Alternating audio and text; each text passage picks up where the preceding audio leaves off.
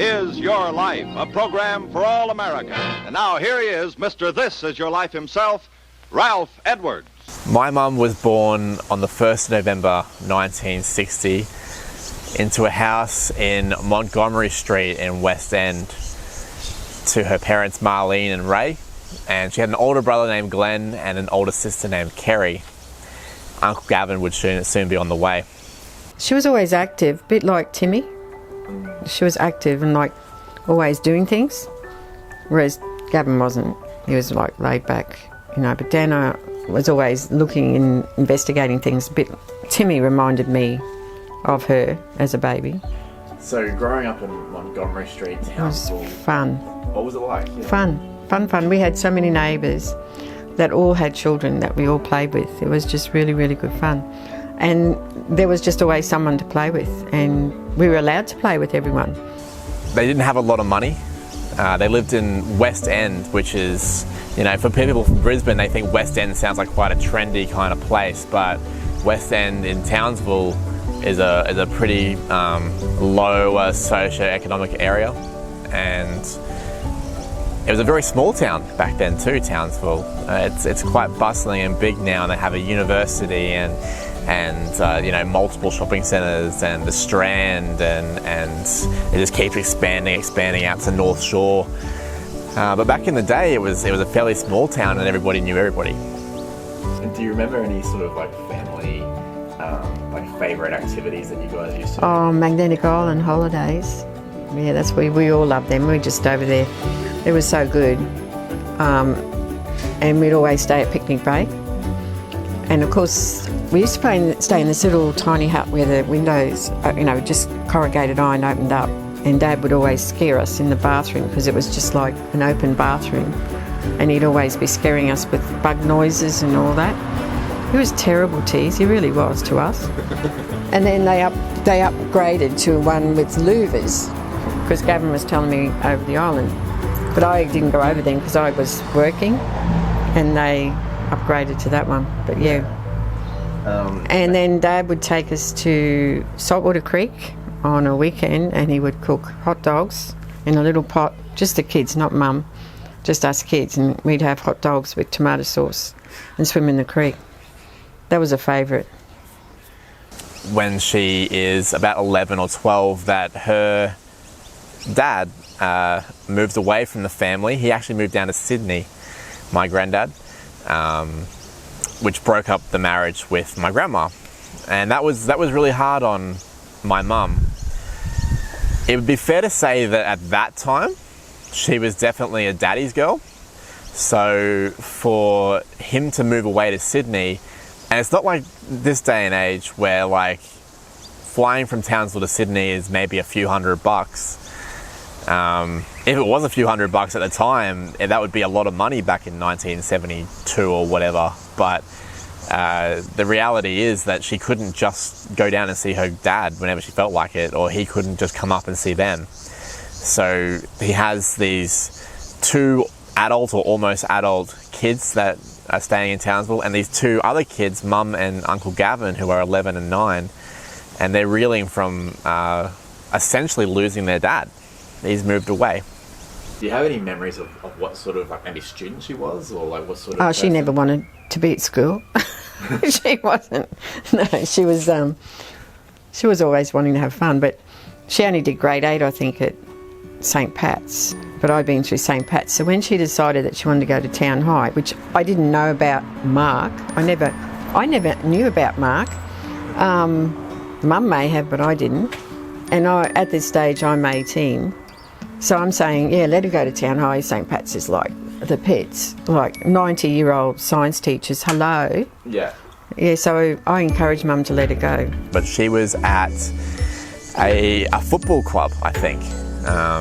And she was looking around the presentation rooms or whatever was there, and she saw a photo of my dad, Mark Nicholson, who was probably like 11 or 12 himself. He's looking very, very smart in his little football get-up. I think he was like the player of the year that year or something for the club. And Mum will tell this story to anybody that will listen, and she'll tell you that it was the most romantic thing possible that she saw this photo of this random boy that she hadn't met miraculously, because as I said, Townsville is quite a small place. But she lived at West End and he lived at Railway Estate. And she just went, I'm gonna marry this guy. She had no idea who he was. But Townsville being a small town, she asked some friends if they knew this person, and then they knew this person, and they eventually worked out that her going to school at St. Patrick's at the Strand is not going to cut it anymore. It's an all-girls school, and my dad went to Townsville State High, so she had to make the move. Well, we were kids when we met. We was at school, and she was always a bit of a hottie, your mother. So she hasn't changed either, have you, love?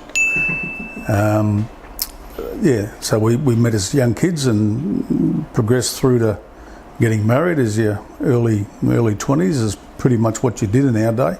And I do remember Mark coming home and he said, look at this chain I found, Mum, and it had little Leo thing on. And I said, wasn't that good? You know, that's the year of your birth and everything.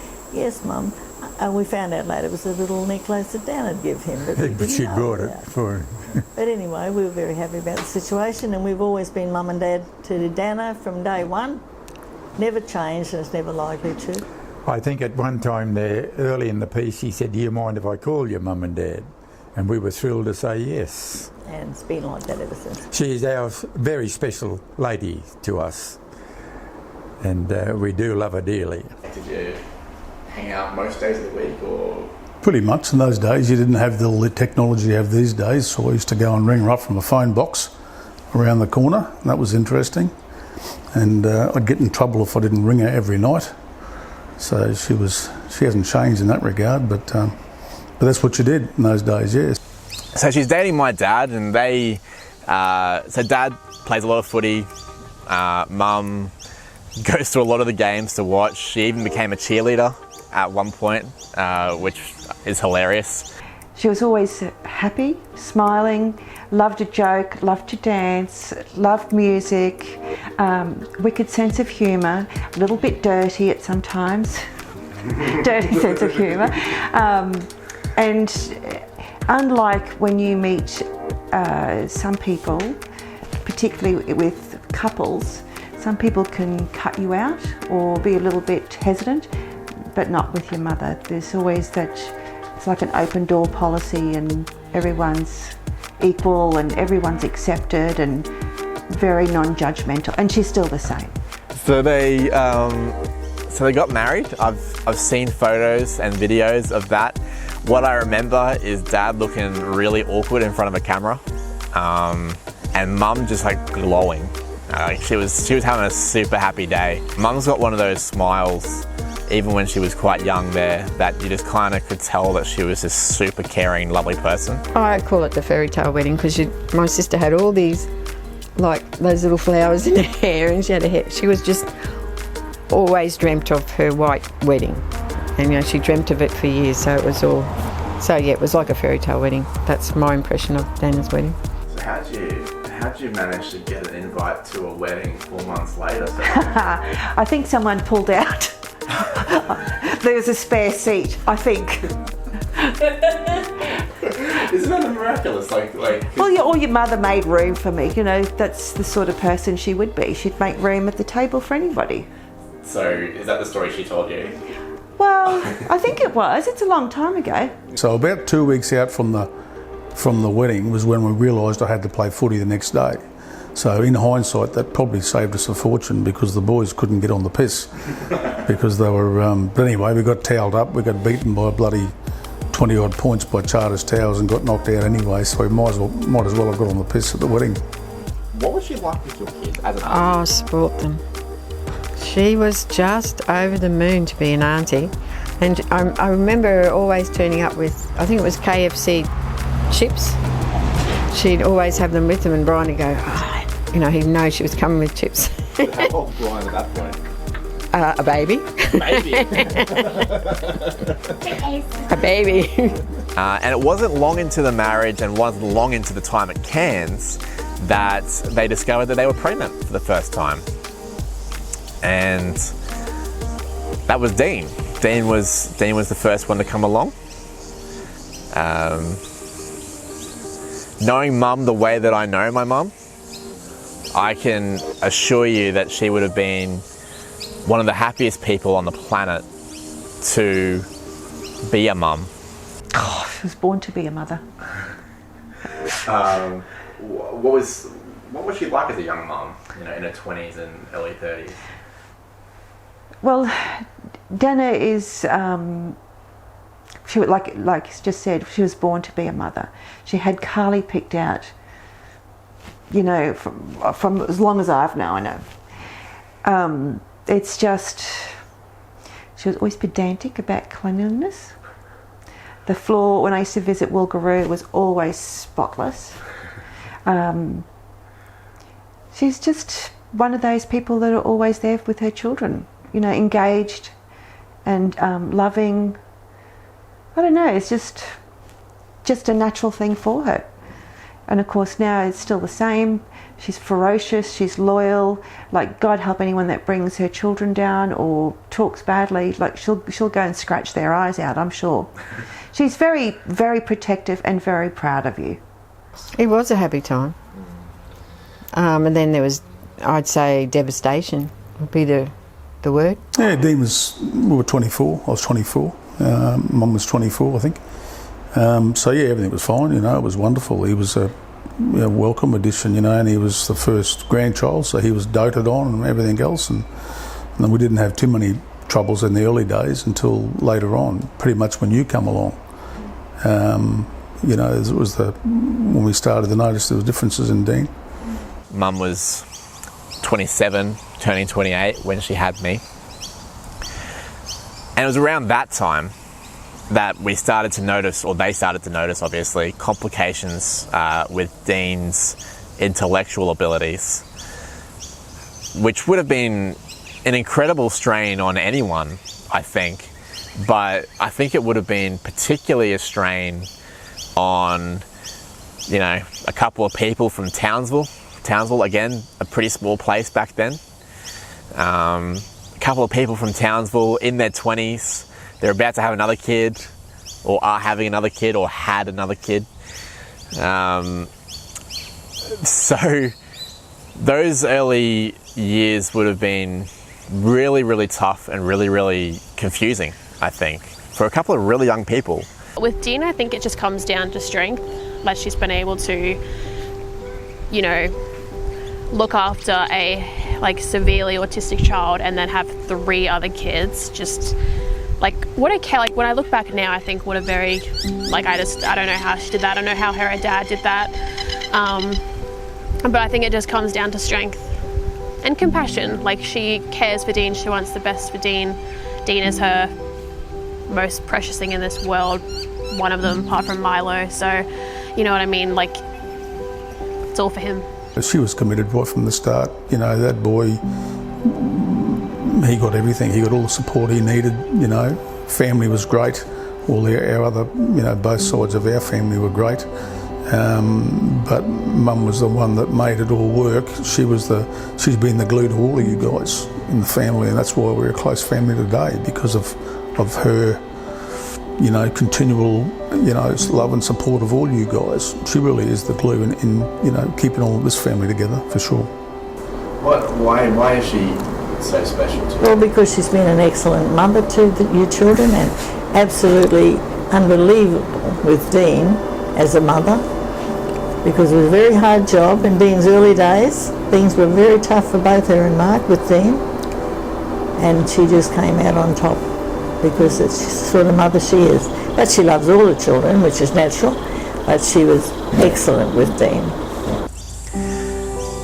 In 1994, Dad gets an opportunity. So I'm 6. That puts Mum at about 33, 34. To move to Brisbane. It's a big pay increase for him through Boral. It's an opportunity for him to manage a Brisbane factory, a warehouse, instead of a Townsville warehouse. And it's also a good opportunity for me, growing up in Brisbane compared to Townsville, but also for Dean. There was a lot more here for Dean. I think we were at the crossroads. I think it was a great opportunity for us to move away, and it's probably the best thing we did in hindsight. We come down here and we thrived. We were ready for that change. Yep, she had it was harder for her because she come down here. I was mixing with work colleagues and we were connecting with people. She found that a bit more difficult and a bit more isolated, but that's the woman she is. She just put her head down and she just made the most of all of that. She didn't ever complain about the move, and then she knew this was our future. Here we are 26 years later. We had no idea how long we'd be here, but we come down with you two boys, and then we had the two more kids down here. So she did that with very little support from and she was close to her mother and my folks, so we didn't have that support down here, but so she pushed on through all that. Eventually, Auntie Carey, Uncle Ian, Brian and Reese moved down here. They lived at Daisy Hill at that time, so that was about a 20-minute drive from Algester, but that was a 20-minute drive that we, or they, made very regularly to try and just bond together as much as we could and get through it. 1995 was a big year, so not long after we moved to Brisbane, Tim came along. Tim was also going to be Carly until he was a boy, and then he became Timothy. I've learned a lot of things from, obviously Mum, she's so caring, everything like that, it's like just everything to do with caring and looking after, and she's always going to be here no matter what anyway. I'm pretty sure we'll have to give her a key for the house. Great mum. She always wanted to be a mum, as you know. I mean, she always wanted two things. She wanted a girl with the boys. She loves the boys, but she's a great mum. You know that. I mean, you guys are lucky. She's such a woman that gives so much and then expects so little in return. In 1997, she finally got her wish. She got her little girl. She got Carly. I feel like it's quite a tragic story, really, because she wanted her daughter for so long and she had her name picked out and everything, and then she really wanted this girl, and then she was blessed with this hot mess. So poor thing, really, her and Dad. They didn't really understand what they wanted when they wanted a girl, I don't think. I told Dad about Tim's gender before Tim was born, so Mum didn't trust me with the secret about Carly's gender. She trusted Dean not to tell anyone. Buddy Dean wouldn't tell me. Deanie, your boy. So that was good. That was fun, and she was so proud of the fact that she finally had a girl. And of course, her name was going to be Carly, but it was always going to be Carly. So that completed everything. She was quite happy. So 4 was enough. I think she'd have had more if you'd let her, but anyway, we drew the line at 4. I think it's hard to look back on something, but I think it's easier to remember what you felt in a time. So obviously when all the time I spent with Mum when I was younger was just like warmth and very like a nurturing feeling of being safe, I guess you would say. As a lot of people would remember, I was quite attached to her, so I wouldn't be able to sleep by myself, and then so she'd have to like sleep when I was sleeping when she put me down for a nap, and then I'd wake up and there'd be a pillow there and I'd be cranky because I'd be like, where's she going? Like, this wasn't a part of the deal. But yeah, so I was obviously very attached to her, and there was obviously a reason for that. It's just because she was probably like my little safe place, like my comfort. What was it like growing up with Mum as a mum? It was nice. She was very supportive of what you want to do. Now that, obviously, we're parents now, we understand what your parents do for you, and just even like school pickups, just everything. Like she did, if we want to go to a friend's house, she's like, no worries, cool, no dramas. The only time she'd say no is when we try and get some sweets and Woolies or something. Try and get some chocolates, extra chocolates when we go shopping with her. Did she say no to you, did she? She didn't say no. You know what we used to do as a hack around it. While you're down the aisle, she doesn't want to borrow it. She doesn't let you out of the sight. When she's up at the register, distracted, there's a couple of chocolates there. That's what you do now.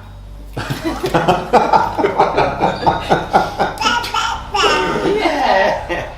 Dad does that. We learned that one from Grandma. How does that make you feel as, like to know that your mum so desperately wanted exactly who you are? The non-sentimental side probably gave me a big head. Someone wanted me so badly. But no, I don't know, me and Mum obviously have such a special bond. We're very, very close. I still tell her everything to this day. And when I eventually move out and things like that, we're still going to be very close. So, I don't know, it feels right. But I was lucky as well to get a mum like her as well at the same time. She'd probably be everything that I would want in a parent as well, so. I became a mother later than Dana, and she's probably the only mother that I really knew of at the same time. And I would base what I did on what she was doing, Right. So what sort of lessons? There's a role model. But what would you learn from her then, if that was the case? Well, she was always home with her children, and that's what I always wanted to be, home with my children. I didn't want them to be in anywhere else but with me. And as hard as it would be financially, I didn't want to give that up, and I know Dana didn't want that either. If anyone on the planet is able to understand what Dean is saying, it's Mum. Because Mum is the one that puts in that effort. Mum is the one that will religiously see Dean every week. Make sure of it. She makes sure she does that. She commits to that. Whereas the rest of us sometimes get a little bit lazy with that, I think. Mum never would. And I think that sort of stems from the fact that she will always put other people first above herself. She will always do that. And I think a lot of parents do that. But not many that I've seen do it to the extent that my mother does it. I think she would literally put the needs of her children or grandchildren, but sometimes just other people as well, above her own. All of my friends loved her. I don't think there's ever been one friend of mine that have come in that have disliked her, even in high school. Obviously, Mum, because she would pick me up, she'd be really happy to drop my friends home and things like that, or drop them to the bus stop, and they'd always actively ask for that, just so they could hear heavy metal and things like that. You'd hear her coming down the street with Slipknot, Pantera, Lamb of God, blasting. And this was back in the day where poor Dean was sitting in the back too, just being like... But all of my friends really, really love Mum, and I think that's because she does provide them that motherly nature as well that maybe not all of them get from their homes, or maybe it's a different kind of love. So I think all my friends really, they call her Mum. No, I've always said Dana's my second mum. Always. And even when we would go on, because I'd go on the family vacays, little Samoyas tags along, and they would always say, oh, this is our second daughter, Paris. What does that mean to you to know that, outside of your little family bubble, you have someone like that in your life that's ride or die and it's got nothing to do with blood? Yeah, that's pretty special. And I think, I don't know, Dana and I feel like we've always had quite a strong connection. I feel like I always could go to her when I needed her. And I think a lot of that also formed with my mum travelling a lot from work and me staying at your house and your mum dropping Carly off to school, and I could have just caught the bus, but she'd always drop me off to school, and then she would pick Carly up, and then she would pick me up. And who does that? Dana does that. Dana does that. My mum loves all of her family, but she especially loved her mum, and her mum, Grandma, particularly loved all of us, but loves Dean like there's just no tomorrow. So that connection between Mum and Dean, and that connection between Grandma and Mum, and that connection between Grandma and Dean, they were some really tight bonds. Very close. Very close. very close. And they're very, very similar. Gab and I just said exactly this when we were together on the island.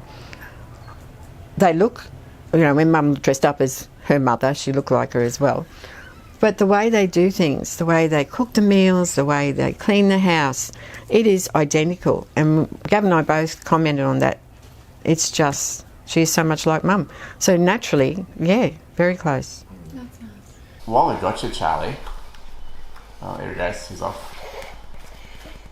Charlie, you want to talk about Grandma? Yeah, Grandma. Do you love Grandma? Do you love Grandma? She's a grandma. And little Charlie boy, yeah. So we hope there's some more of them, Bo, coming up. But it's wonderful. And I think that's given her another boost. I mean, as you know, she hasn't been well in the last couple of years. She's fought that admirably. She's as I said, she's a tough girl. But this was the icing on the cake. Having that little fellow has just been a blessing, and she loves him dearly, as we all do. What's Mum like as a grandma? She's amazing. Yeah, she's very dedicated. Charlie loves her. He gets so excited when he knows that Grandma's picking him up in the morning. We wait out the front, and then he looks down the road, waits for Grandma's car, and then he sees the red car. He points until she's parked out the front. To see those two together, little Charlie and her, it's great. You know, he loves it, clearly dearly loves her, and they have a ball together. I don't know who has more fun. I'm pretty sure Mum has more fun than the little fella, but hey, that's just the joys of life, and she's at a great stage of life now.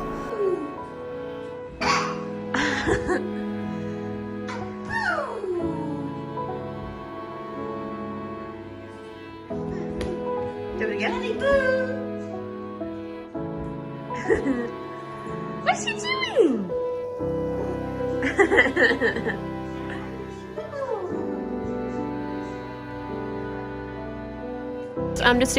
I'm excited for the future. Like, I'm excited for when I have my own kids, like what she's doing for Charlie. Like, she'll get to look after them on days and all that kind of stuff. I'm excited for my wedding and all that, where she's going to be there and be a part of it, and she's going to be throwing down the dance floor, doing like in a mosh pit, like heavy metal. I already know at my wedding she's going to make Psychosocial play by Slipknot, and I've just accepted it. Like, it's just what it is. I'm not even mad about it anymore. So she probably doesn't hear this enough, but she's a really remarkable person. And it might seem strange because when we talk about remarkable people, we talk about people that have flown to the moon or broken world records or been on TV for 30-year careers or, you know, run a charity and raise millions. And they're remarkable people too. But when you consider that little Dana Nicholson from Montgomery Street in Townsville, born in 1960, small town Townsville, managed to survive traumas, cancer. She had an autistic son and raised 3 other kids. And she has done that with the sole purpose of caring for other people. And other living creatures too. Just ask the birds in the neighbourhood. My mum's an incredible person. I'm incredibly lucky to have her. Incredibly lucky.